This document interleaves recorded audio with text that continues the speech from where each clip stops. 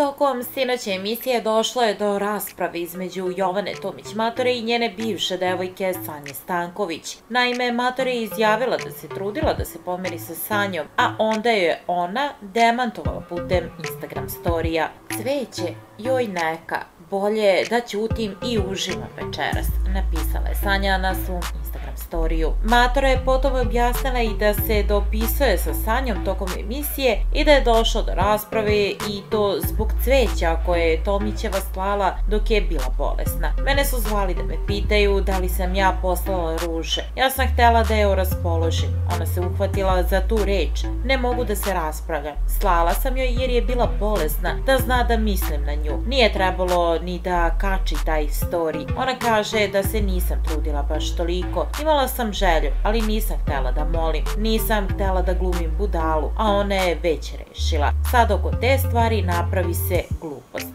navela je Tomićeva.